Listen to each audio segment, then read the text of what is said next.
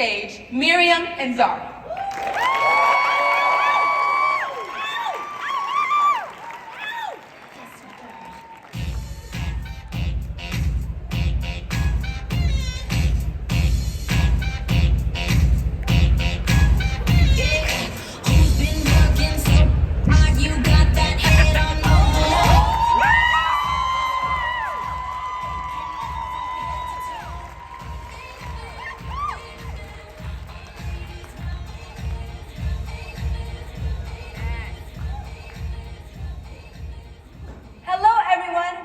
This year's Yale Conference. My name is Zarah Mohammed. And my name is Meryem Abdullahi. We are from the state of Georgia and come from a metro Atlanta school called Amana Academy. Amana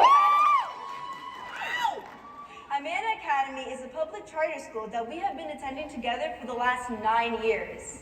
Homelessness is a huge issue in our community. As students at Amana, we have done a lot of work to understand homelessness, and this all comes with understanding what the word home really means. According to Google, a home is where one lives permanently, especially as a member of a family or a household. But I think home is a bit deeper than that. A home is not just a physical thing, but it can also be where you feel most comfortable and at peace. You're right. We all experience home differently based on our environment and our upbringing. Our race, our gender, and what we look like can all play a part in what we think when the word home comes up. This is because we've all had different experiences. Meryem, I recall a few months ago that you talked about homelessness this summer. I remember you traveled to Ethiopia and you felt really upset about the situation there. Wow, Zarah, I guess this is proof that you do pay attention to me while I'm talking. See guys, that's a true friend right there.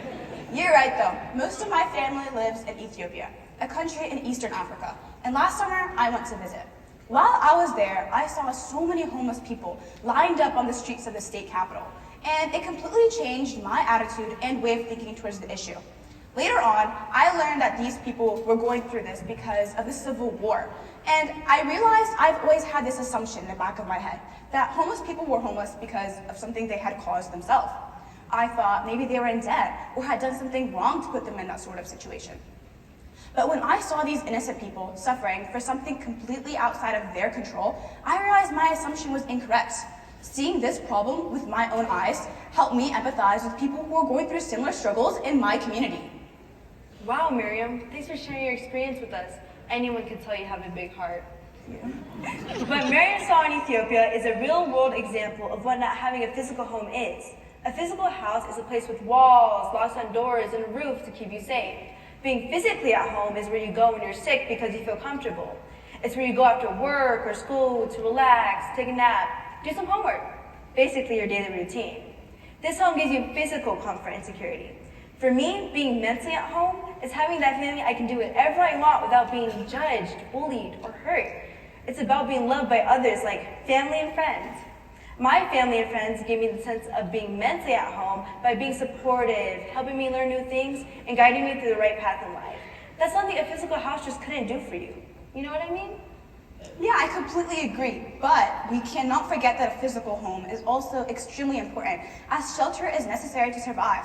That sense of comfort, like community and belonging we just spoke about, is usually found in people's physical houses. You're right. So many homeless people feel out of place and don't feel a sense of community with those around them since they don't have a permanent place to live.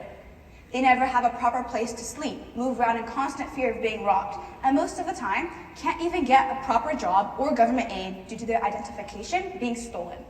As 8th graders, we learned a lot about homelessness in our community, what causes it, who is impacted, and what we can do to help. Here's our story.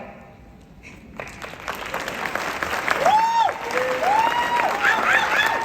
are at least 1/3 of Georgia's homeless population is within Atlanta.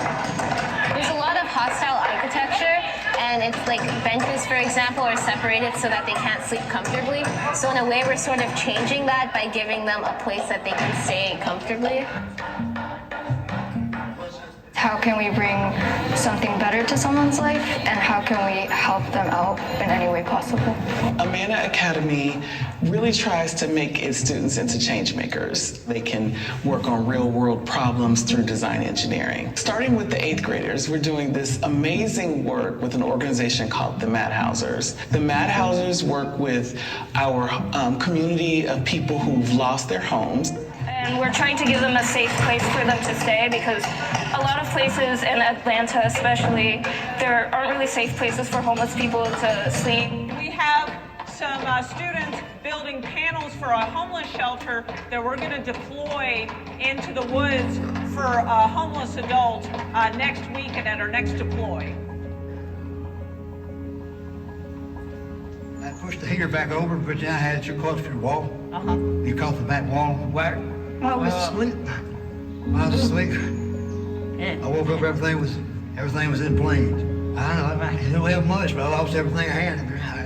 I slept another 3 to 5 minutes out of it with me talking to you. The whole idea is that, you know, these people live in tents, and by building the shelter that locks and it has a wood-burning stove and it has storage space, you improve that person's living situation so that I, as a social worker, can come back and offer medical services, housing navigation, and things of that nature. The morning of that day, I woke up and I didn't have to worry about know what to do. My house was burned down, etc. I come in contact with Tracy and the students and went through their program. They gave me the tools that I need to keep it going, to keep it right on moving. The Madhouser Homelessness Project has been going on for a long time in Amana. We started it back in 2010, and then each year we try to make a little change in that design thinking process. How can we make this home better? What can we do that's really making even a bigger impact? We were thinking of ways to make a sustainable water filter and also helping people with non-sustainable homes. We use a linear alkulator to push the mud out of the water, and then it goes to the mixer, and then with the help of a P&G packet, we filter the water out, and we try to keep it light so it doesn't, so it's not too heavy for the user. We're trying to build a water tower that can go into homes that 8th graders are building for the homeless. Our goal is to create the same functioning tower garden, but a little bit more affordable, which connects to some of the 17 global goals from the United Nations. So one of them is zero hunger. So our tower gardens will give them a chance to have sustainable, healthy food. Oh, I love this. This is so cool. You know, being able to have access to your own healthy food, not only is it good for you nutritionally, but it gives you a reason to wake up. Having this sort of healthy activity that you can maintain every day and that you can watch grow is such a wonderful form of self-care. To help you feel more home too, I mean, it's something that you can do for yourself. Surely you can put some love into it, and you give you some love in return.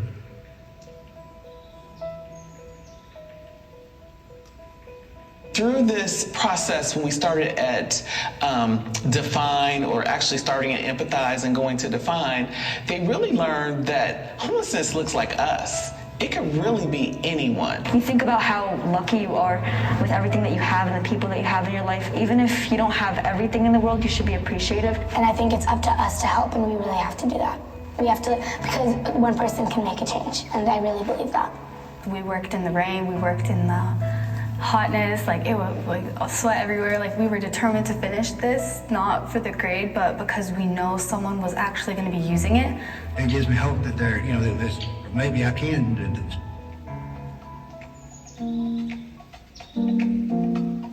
There's a saying at our school, right? It's called, be the change that you want to see in life. So if you want to see change, you have to be the change. You have to start that up. If we could have more schools and maybe more people doing that stuff, we could help the world and people that need help. Be the change that the entire world needs, because the entire world is suffering.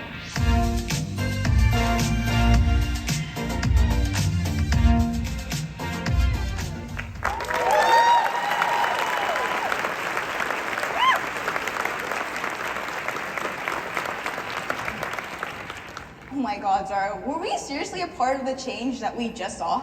Yeah, it's so amazing to see what we as students can do to change one person's life. More than anything else, Meryem and I want to be the change. We also want to inspire you guys to believe in your ability to empower students with real opportunities to contribute to a better world. Yes, look around you. You are surrounded, by people who believe in education that's adventurous and meaningful. Together, we can do more than we think. We want you guys to join us by being the change in your community. Please find a partner and share something you feel inspired to study, take action on, or get involved with. Yes, this can be something similar to the issue of homelessness we just covered, or maybe another similar issue in your community you want to speak about. You have 30 seconds, starting now.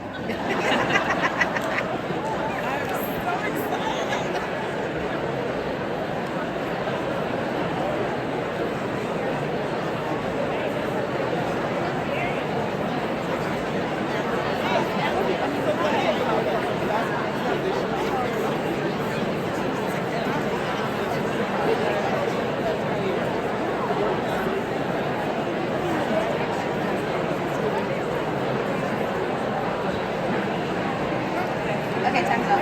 If you can hear my voice clap one time, 2 times, 2 times, quiet times. Thank you. Please take this commitment out into the conference and back into your community. We have a great conference. We hope we've inspired you to take action in your community. Thank you.